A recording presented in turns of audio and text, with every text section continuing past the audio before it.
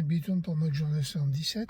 J'arrive à Trillport, à la gare de Trillport plus exactement, où l'ensemble des élus de la du département et des élus locaux se réunissent donc pour manifester en fait la volonté que l'État prenne en charge sa part de l'électrification de cette ligne P branche Ferté-Millau. Nous sommes tellement mobilisés les uns et les autres, et vous avez vu au-delà même de nos sensibilités politiques que les élus, les usagers ont une telle force, un tel dynamisme aujourd'hui pour faire bouger les choses que je crois, oui, on va y arriver. La prochaine échéance, c'est le contrat plan État-région mobilité sur lequel nous sommes encore en train de discuter, de telle façon qu'il y ait une inscription ferme de l'État sur l'électrification de la ligne P. C'est-à-dire que là, le financement de l'État puisse arriver. Ça, c'est évident que le facteur temps, avant qu'on ait vraiment l'électrification de la ligne P, va être important. Déjà, il y a des problèmes techniques, il y a des travaux lourds à faire, mais l'essentiel, c'est que déjà, pour les usagers, ils sachent qu'ils ont été écoutés, ils sachent, entre guillemets, que les travaux vont être faits. Juste en un mot, évidemment, et sans faire long là-dessus, mais pour dire bien sûr qu'on est tous absolument bouleversés par ce qui s'est passé hier, qui vient clore une semaine cauchemardesque pour le monde, et notamment tous ceux qui partagent nos valeurs de démocratie, de liberté, de respect, de tolérance.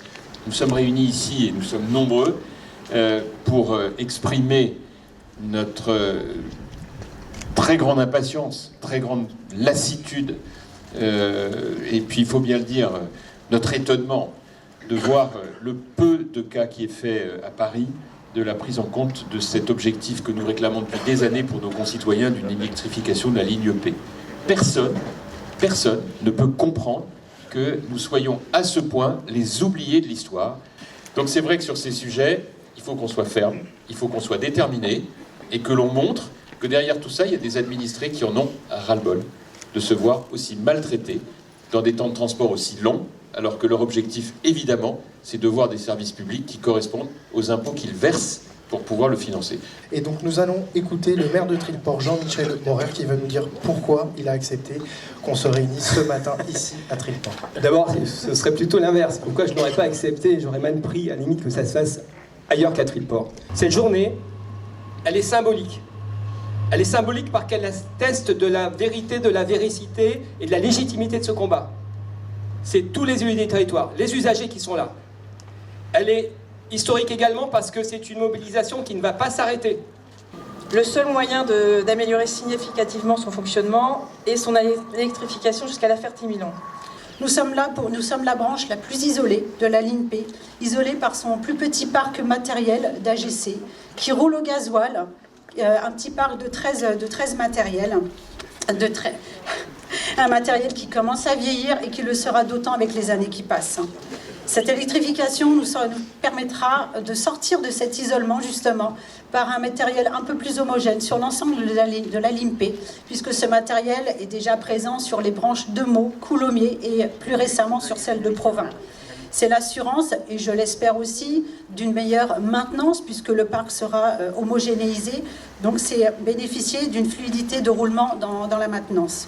Retrouver enfin des directs pour bénéficier d'un meilleur confort, en finir avec les correspondances qui, disons-le clairement, nous pourrissent la vie quotidiennement. C'est un incident au départ de Paris, c'est un incident à hauteur de verre, c'est un incident divers et variés sur le chemin, et sans quoi, nous sommes quoi attendre une heure à quai. La correspondance est partie. Nous en avons assez justement de ces conditions, ce qui impacte nos vies, nos familles, l'ensemble vraiment de notre quotidien. L'enjeu est évidemment colossal à plusieurs niveaux. C'est l'attractivité de tout un territoire, le développement économique, l'avenir de nos maisons, une meilleure accessibilité. C'est l'avenir de nos enfants également lorsqu'ils veulent se rendre sur Paris dans le cadre de leurs études. Et en finir avec cette boule au ventre qui nous tiraille chaque matin et chaque soir. Nous ne devons pas être les oubliés de l'Île-de-France. Par le monde associatif, le combat, mais surtout les élus que nous sommes, nous voulons enfin cette électrification. La région, elle est totalement engagée sur l'électrification de la ligne P. Je suis désolée de le dire, mais si nous n'avions pas été là, cette électrification ne se serait pas faite. Parce que l'État n'avait pas envie de la faire, parce qu'il ne voulait pas l'inscrire. Et ça part d'un constat absolument stupide, qui est de dire c'est une petite ligne de l'Île-de-France. Alors moi je vous le dis, Il n'y a pas de petite ligne en Île-de-France. La moindre ligne en Île-de-France serait considérée comme une grande ligne dans les autres régions. C'est ça la vérité de la ligne P.